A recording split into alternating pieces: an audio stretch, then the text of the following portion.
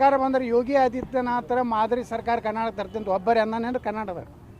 ನಾ ಹೇಳ್ತೀನಿ 2028 ಕೊಡ್ರಿ, ಯೋಗಿ ಮಾದರಿ ಆಡಳಿತ ಕರ್ನಾಟಕನ ನಾನು ತೊಗೊಂಡು ಬರ್ತೀನಿ. ಮೊದಲನೇ ಕ್ಯಾಬಿನೆಟ್ನಾಗ 4% ಮುಸ್ಲಿಂ ರಿಸರ್ವೇಷನ್ ತೆಗೆದು ಹೋಗಿತೀನಿ.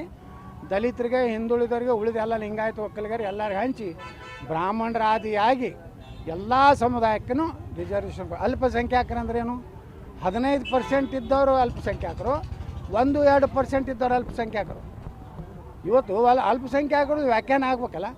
ಮರಾಠರು ಅಲ್ಪಸಂಖ್ಯಾತರದಾರ, ಬ್ರಾಹ್ಮಣರು ಅಲ್ಪಸಂಖ್ಯಾತರದಾರ, ಕ್ಷತ್ರಿಯ ಸಮಾಜ ಅಲ್ಪಸಂಖ್ಯಾತರದಾರ, ಮುಸಲ್ಮಾನರು ಎಟ್ಟದಾರ 15-14. ಅವ್ರ ಹೆಂಗೆ ಅಲ್ಪಸಂಖ್ಯಾತರಾಗ್ತಾರೆ? ಆ ಅಲ್ಪಸಂಖ್ಯಾತರ ಪಟ್ಟಿಯಿಂದ ಬಿಡಬೇಕು ಅಂತೇಳಿ ನಾನು ನಿರ್ಣಯ ಮಾಡ್ತೀನಿ. ಈ ಅಲ್ಪಸಂಖ್ಯಾತ ಪಟ್ಟಿ ಒಳಗಡೆ ಉಳಿದೋರು ಏನೀಗ ಹಿಂದುಳಿದವರೆಲ್ಲ ಕಡಿಮೆ ಇದ್ದಾರೆ ಅಂದ್ರೆ ಅವ್ರು ಸೇರಿಸುವಂಥ ಪ್ರಯತ್ನ ಮಾಡ್ತೀವಿ. 100% ನೋಡಿರಿ. ಇವತ್ತು ಕ್ಷತ್ರಿಯರು ಅದು ರಾಜಪೂತರು ಬರ್ತಾರೆ, ಮರಾಠರು ಬರ್ತಾರೆ, ಇನ್ನಿತರ ಸಮುದಾಯಗಳು ಬರ್ತಾವೆ. ಅಲ್ಲಿ ಬ್ರಾಹ್ಮಣರು ಕರ್ನಾಟಕದಾಗ ಎಟ್ಟದಾರ? 2% ಅದಾರ. ಅವ್ರು ಅಲ್ಪಸಂಖ್ಯಾತರು. ಏನು 15%ನವ್ರು ಅಲ್ಪಸಂಖ್ಯಾತರು. ಸಿಖ್ರು, ಬೌದ್ಧರು, ಜೈನರು, ಕ್ರಿಶ್ಚಿಯನ್ರು ಅಂತೂ ಇದ್ದೇ ಅದಾರ, ಅವರು ಅಲ್ಪಸಂಖ್ಯಾತರು ಅದಾರ.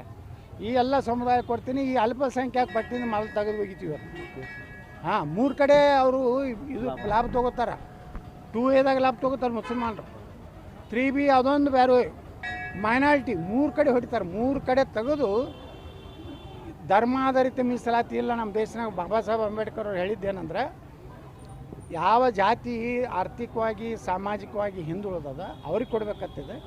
ಬಾಬಾ ಸಾಹೇಬ್ ಅಂಬೇಡ್ಕರ್ ಸಂವಿಧಾನವನ್ನು ಸಂಪೂರ್ಣವಾಗಿ ಕರ್ನಾಟಕದ ನಾನು ಜಾರಿ ಮಾಡ್ತೀನಿ. ಎರಡೂ ಚುನಾವಣೆ ರಿಸಲ್ಟ್ ಏನಾಗ್ಬೋದು? ಏನು ಗುರುತಿಲ್ಲ ನನಗೆ. ನೋಡ್ರಿ, ನಾವು ಪ್ರಚಾರ ಮಾಡ್ತೀವಿ, ಜನರಿಗೆ ಕೈ ಬಿಟ್ಟಿದ್ದು ನಾವೇ ಹಂಗೆ ಓವರ್ ಕಾನ್ಫಿಡೆಂಟ್ ಆಗಿ ನಾವು ಹೇಳೋದಿಲ್ಲ. ಜನರಿಗೆ ಹೋಗಿ ಕೈ ಮುಗಿದು ಕೇಳ್ಕೊತೀವಿ, ನೋಡ್ರಪ್ಪ ಹಿಂಗೆ ಮಾಡಿದೆ ಅಂದ್ರೆ ಕರ್ನಾಟಕ ಜಲ್ದಿ ಪಾಕಿಸ್ತಾನ ಆಗ್ತೈತೆ. ಪಾಕಿಸ್ತಾನ ಆಗಬೇಕು, ಭಾರತ ಉಳಿಬೇಕು, ಕರ್ನಾಟಕ ಉಳಿಬೇಕಂದ್ರೆ ನಮಗೆ ಹಾಕ್ರಿ. ನಿಮ್ಮ ಪಾಕಿಸ್ತಾನ ಆಗಬೇಕಾಗಿದ್ದರೆ ಟಿಪ್ಪು ಸುಲ್ತಾನ್ಗೆ ಹಾಕ್ರಿ.